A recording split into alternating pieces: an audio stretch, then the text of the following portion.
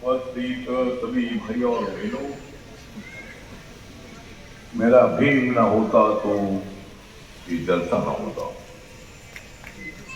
मेरा भीम ना होता तो ये जलसा ना होता, ये रवि कुंडली का जलसा ना होता तो मैं यहाँ ना होता, और मैं यहाँ ना होता तो रवि यहाँ ना होता। सारे देश में बुलंद हो रहा है जय भीम का नारा, सारे देश में बुलंद हो रहा है जय भीम का नारा, इसलिए जाग रहा है हरियाणा सारा। बाबा साहब अम्बेडकर जी देश इस दुनिया में चमकने वाला तारा, बाबा साहब अम्बेडकर जी दुनिया में चमकने वाला तारा, और पाकिस्तान की बजा दूंगा मैं बारा। मैं हूं मेरे भीम का पुत्र, मैं हूं मेरे भीम का पुत्र, इसलिए मैं आया हूं आपके कुरुक्षेत्र। मेरे दिल में है बाबा साहब के संविधान का चित्र, मेरे दिल में है बाबा साहब के संविधान का चित्र,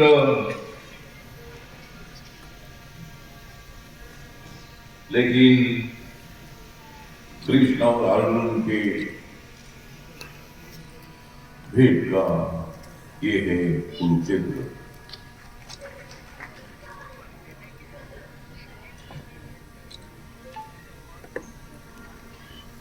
हरियाणा आरपीआई का अध्यक्ष है ये रवि कुंडली रवि, हरियाणा आरपीआई का अध्यक्ष है ये कुंडली रवि, लेकिन मैं हूं पार्लियामेंट का रवि।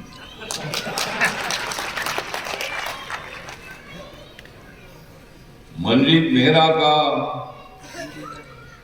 सुनने के लिए गाना, मंजीत मेहरा का सुनने के लिए गाना, मैं आया हूं आपके हरियाणा। मुझे अब पाकिस्तान है जल्दी जाना, मुझे पाकिस्तान है जल्दी जाना, और आतंकवादियों का मुझे बदला है लेना। तो आज यहां बाबा साहब अम्बेडकर जी के जयंती के उपलक्ष्य में आज यहां रिपब्लिकन पार्टी ऑफ इंडिया की ओर से रवि कुंडली की अध्यक्षता में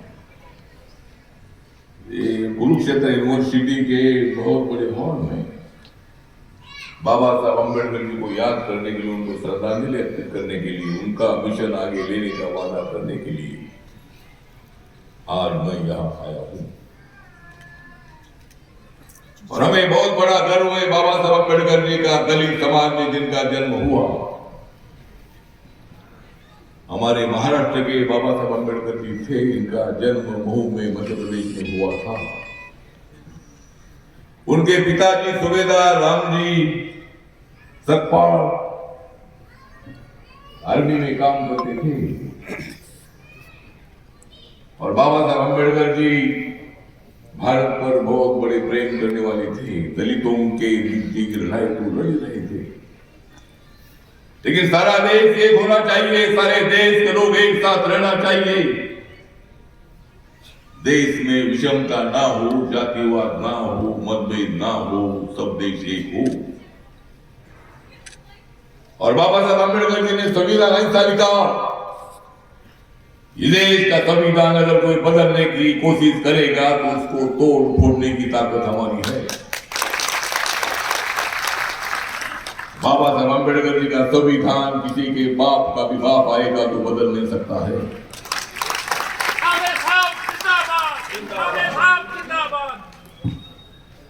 मेरा तो आप कर रहे हो जिंदाबाद, लेकिन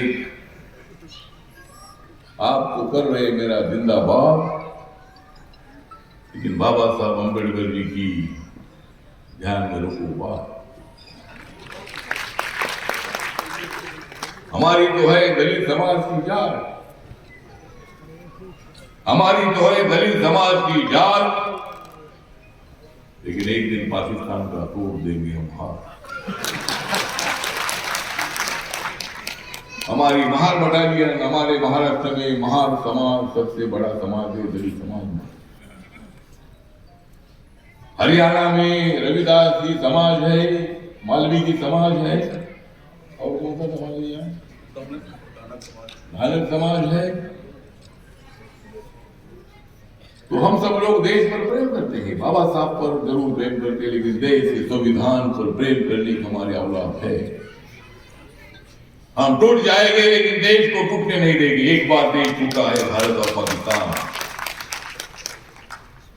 अंग्रेजों ने बहुत बड़ी गलती की, भारत और पाकिस्तान को अलग अलग करके। भारत और पाकिस्तान अलग ना होता तो पुलवामा ना होता था, पुलवामा में लोगों की हत्या ना होती थी। आतंकवादी, बेवकूफ आतंकवादी, हरामखोर आतंकवादी गरीब लोगों को गोली मारते, हिम्मत है तो सामने आकर गोली मारो। आज तक हमारे 370 आर्टिकल हटाने के बाद अनेक आतंकवादियों को खत्म करने का काम हमारे आर्मी ने, बीएसएफ ने किया है। माननीय नरेंद्र मोदी जी ने जम्मू कश्मीर को सही आजादी दी। और तिरंगा झंडा लहर रहा है, पाकिस्तान को अच्छा नहीं लगता है। 370 आर्टिकल हटने के बाद वह 3 करोड़ से ज्यादा टूरिस्ट वहां गए। जम्मू कश्मीर की प्रगति हो रही थी, वहां के बेरोजगारों को रोजगार मिल रहा था, वहां के नेशनल हाईवे, स्टेट हाईवे अच्छे बन रहे थे, वहां मोदी साहब के कार्यकाल में रेलवे पहुंची है, और वहां वैष्णो देवी, अमरनाथ, ऐसे 2 स्थल बहुत बड़े स्थल है।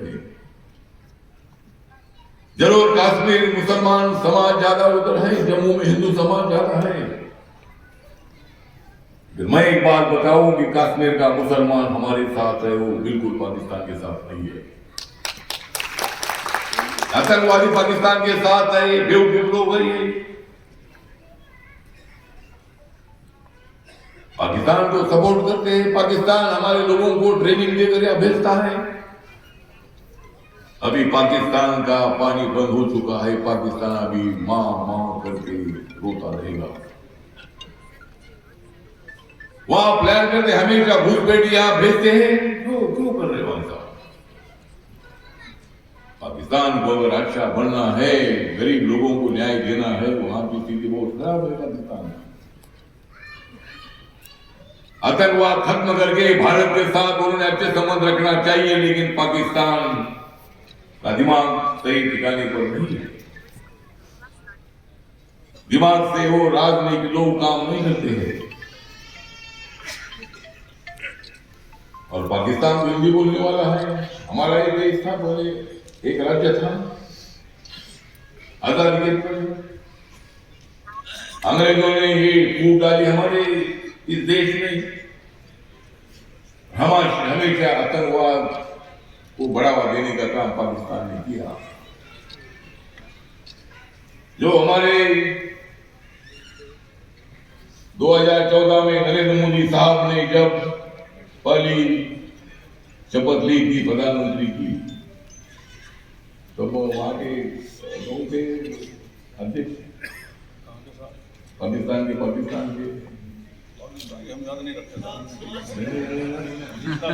नवाज शरीफ थे।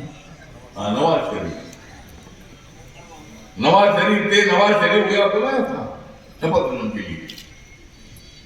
आतंकवाद खत्म होता था तो भारत पाकिस्तान के अच्छे संबंध होते थे, पाकिस्तान को उसका बहुत बड़ा फायदा होता था। लेकिन पाकिस्तान ऐसा नहीं चाहता है, गुंडागर्दी करना चाहता है। लेकिन भारत के सामने पाकिस्तान बहुत छोटा देश है। अगर हम सोचेंगे तो पाकिस्तान के टुकड़े हम कर सकते हैं, तुम हमारे लोगों में टुकड़े कर रहे हो, हमें ऐसा नहीं करना है। लेकिन मैंने पार्लियामेंट में बहुत बार मांग किया है, इतना बड़ा हमला हुआ, 28 लोग मारे गए, कई लोग जख्मी हुए, और कश्मीर में, जम्मू में मुसलमान लोग रास्ते पे आए, उन्होंने आतंकवादियों के पुतले जलाए, उन्होंने जख्मी लोगों को मदद की। कौन बोलता है पाकिस्तान के इशारे पर आतंकवादी काम करते हैं, लेकिन वहां का मुसलमान नहीं करता है, वो हमारे साथ है। जब अब विधानसभा का चुनाव हुआ तो 60% वोटिंग हुआ। अपने राज्यों में भी 55%, 58%, 60% वोट होता है। आतंकवादियों की धरपकड़ होने के बावजूद भी 60% से ज्यादा लोगों ने वहां विधानसभा में वोटिंग किया था,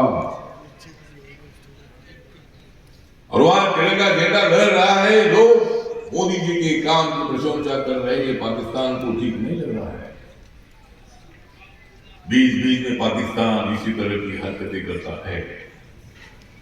ऐसे पाकिस्तान को सबक सिखाने की आवश्यकता है। मोदी साहब बहुत बड़ी सीरियस है। सऊदी अरबिया का दौरा छोड़कर उधर आए। आदरणीय अमित शाह साहब फौरन वहां पुलवामा जाकर आए, कश्मीर जाकर आए। राजनाथ सिंह साहब जो संरक्षण मंत्री, डिफेंस मिनिस्टर, उन्होंने पाकिस्तान को चेतावनी दी है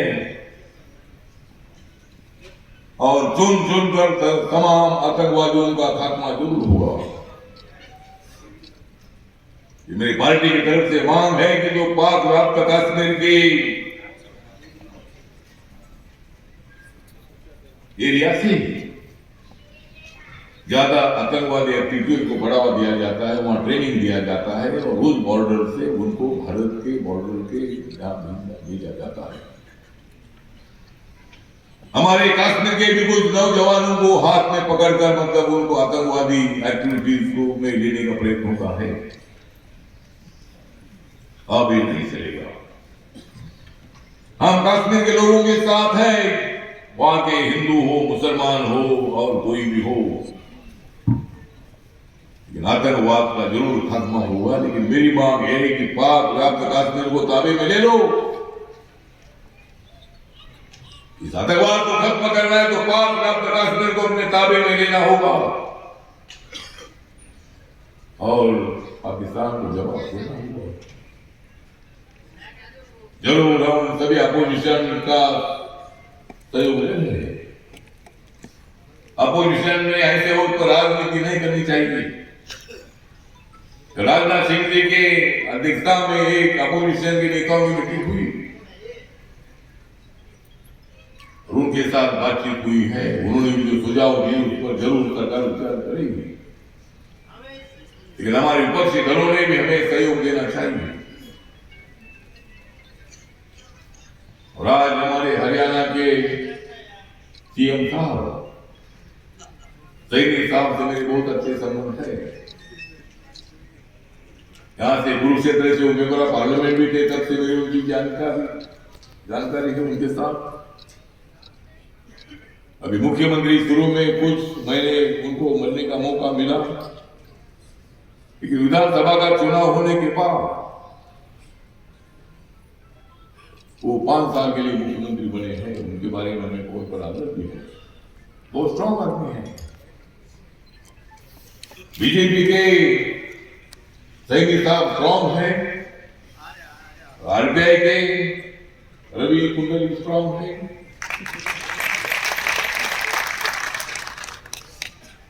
रिपब्लिकन पार्टी को हमें आगे बढ़ाना है। हमें बीजेपी का साथ लेकर अपनी रिपब्लिकन पार्टी महाराष्ट्र में काम करती है, सारे देश में काम करती है। एक ही राज्य ऐसा नहीं है कि वहां आरपीआई नहीं है। नागालैंड हो, मणिपुर हो, मेघालय हो, मिजोरम हो, अरुणाचल हो, त्रिपुरा हो, असम हो, सभी राज्यों में अपनी आरपीआई काम करती है। अंडमान निकोबार हो, लक्षद्वीप हो, दादरा नगर हवेली हो, दीव दमन हो, साउथ इंडिया हो, नॉर्थ इंडिया हो, सब जगह पर रिपब्लिकन पार्टी काम करती है। एक जमाना था इस हरियाणा में रिपब्लिकन पार्टी के मंत्री हुआ करते थे, पंजाब में भी रिपब्लिकन पार्टी के मंत्री हुआ करते थे। अब ऐसी ताकत बनानी है, ऐसी ताकत बनानी है जिस तरह महाराष्ट्र में बीजेपी और आरपीआई एक साथ है, उसी तरह यहां ऐसी ताकत बनानी है कि बीजेपी जरूर हमारा सपोर्ट लेगी। जैसे मैं केंद्र में मंत्री बना हूं, गांव गांव में आरपीआई की शाखा होनी चाहिए, सभी जाति धर्म के लोगों को साथ में लेना चाहिए, गरीब लोगों के लिए आंदोलन भी करना चाहिए, दलित और सवर्णों को जोड़ने के लिए काम करना चाहिए, महिलाओं के लिए काम करना चाहिए, युवाओं के लिए काम करना चाहिए, दिव्यांगजनों के लिए काम करना चाहिए, झुग्गी झोपड़ी में रहने वाले लोगों के लिए काम करना चाहिए, मजदूरों के लिए काम करना चाहिए। ऐसा करते रहोगे तो यहां ताकत बढ़ेगी। और अगर आरपीआई की ताकत यहां भारत जैसी बढ़ती है तो एक दिन अगले 5 साल के बाद जब बीजेपी की सरकार बनेगी तो उसमें रवि कुंडली मंत्री हो सकते हैं। उसके लिए आपको संघर्ष करना पड़ेगा। ऐसा मंत्री पद सीधा साधा नहीं मिलता है। रवि जी तो संघर्ष कर रहे हैं, लेकिन उनके साथ साथ आपको भी संघर्ष करना होगा। किसानों के इश्यू है, किसानों के फसल को अच्छा दाम मिलना चाहिए, बेरोजगारों को रोजगार मिलना चाहिए, काम मिलना चाहिए। और जो हमारे नौजवान सुशिक्षित है उन्होंने सरकारी योजनाओं का फायदा लेना चाहिए। मेक इंडिया है, स्टार्टअप इंडिया है, एनएसडीसी है, वेंचर कैपिटल फंड है, एमएसएमई है, खादी ग्रामोद्योग है, प्रधानमंत्री मत्स्य संपदा योजना है, अनेक योजनाओं का फायदा उठाना है। एमएसएमई में ऐसे प्रोजेक्ट है उसमें 50, 60, 70, 80, 90% सब्सिडी मिलती है। गांव में अगर आप एक रोजगार चालू करते 1 करोड़ का ग्रामीण उद्योग, उसमें 90 लाख रुपए एमएसएमई डिपार्टमेंट के मिलते हैं और खाली 10 लाख रुपए अपने भरने पड़ते हैं। उसमें 100-125 लोगों को रोजगार मिलता है, जिनको 8,000, 10,000 रुपए मंथली रोजगार भी मिलता है। तो नौजवानों ने ऐसी स्कीम मेरे पास लानी चाहिए। जाओ वहां जिला अधिकारी कचेरी में जाकर जानकारी लीजिए। हर डिपार्टमेंट हर जिले में होता है और काम करते रहो लोगों के लिए। आज ये भीड़ बहुत अच्छी भीड़ है और ये बहुत ही अच्छी है भीड़। अरे यहाँ की कुरुक्षेत्र की आरपीआई की बहुत अच्छी है भीड़, इसलिए अगले चुनाव में तुमको मिलेगा लीड। महाराष्ट्र में है भीड़, महाराष्ट्र में जिले का नाम है भीड़, इसलिए मैंने पकड़ लिया है आरपीआई के काम में स्पीड। रिपब्लिकन पार्टी सारे देश में है, ये एक जाति की पार्टी नहीं है। हिंदू हो, मुस्लिम हो, सिख हो, ईसाई हो, बुद्धिस्ट हो, दलित समाज हो, ओबीसी समाज हो, जनरल समाज हो, जाट समाज हो। महाराष्ट्र में जो मराठा कम्युनिटी है वो आरक्षण मांग रही है। सबसे पहले मैंने मांग किया था कि मराठा कम्युनिटी में जो गरीब लोग हैं उनको आरक्षण मिलना चाहिए। तो माननीय मोदी साहब की सरकार ने हमारी मंत्रालय ने इकोनॉमिकल सेक्शन को जिनका उत्पादन 8 लाख के अंदर है उनको रिजर्वेशन देने का निर्णय लिया है। 10% रिजर्वेशन देने का निर्णय लिया है, यानी हर जाति को रिजर्वेशन मिलता है। हमें काम करना है, इसीलिए आज यहाँ कुरुक्षेत्र में बहुत सारे मेहमान मंच पर है। हमारी मंजू सुबर जी है, हमारे और भी सभी हमारे साथी, हमारे संदीप कुमार जी है जो दिल्ली में निरीक्षक भी रहे हैं, अभी हमारे पार्टी के नेशनल कमेटी में है। बाकी सारी हमारी रवि कुंडली जी के नेतृत्व में जो हमारी स्टेट की कमेटी है, स्टेट की कमेटी के सभी पदाधिकारी हैं और हरियाणा के जिले जिले के पदाधिकारी आए हैं। बहुत देर हो चुकी है, इसलिए मैं ज्यादा वक्त नहीं लेना चाहता हूँ, लेकिन इतना ही बताना चाहता हूँ कि बाबा साहब का मिशन हम आगे ले जा रहे हैं। बाबा साहब अम्बेडकर जी का मिशन मैं अभी अमेरिका में था। अमेरिका में मुझे यूनाइटेड नेशन का जो ऑफिस है वहां बाबा साहब की जयंती 14 अप्रैल को हुई। मुझे वहां निमंत्रण मिला था, मैं वहां गया था, मैंने वहां भाषण दिया। और बाबा साहब अम्बेडकर जी के बारे में एक बात बताना चाहता हूं। 1913 में बाबा साहब अम्बेडकर जी कोलंबिया यूनिवर्सिटी में पढ़ाई करने के लिए गए थे। वो 22 साल के थे। बाबा साहब अम्बेडकर जी जब सातारा के स्कूल में महाराष्ट्र में पढ़ाई करने के लिए जाते थे तो देश में अछूत अनटचेबिलिटी बहुत ज्यादा थी। बाबा साहब अम्बेडकर जी स्कूल के अंदर नहीं जा सकते थे, बाहर बैठकर उन्होंने पढ़ाई की है। और इसलिए 22 साल का एज युवा 18 घंटा आधा पाव का टुकड़ा खाकर उस लेमन लाइब्रेरी में स्टडी करता था। और उनको बड़ौदा के महाराज सयाजी महाराज गायकवाड़ जी ने स्कॉलरशिप दी थी। बाद में लंदन स्कूल ऑफ इकोनॉमिक्स में पढ़ाई के लिए गए तब छत्रपति शाहू महाराज कोल्हापुर के महाराज उन्होंने उनको स्कॉलरशिप दी थी। इतने गरीब थे बाबा साहब, गरीब फैमिली से आए थे।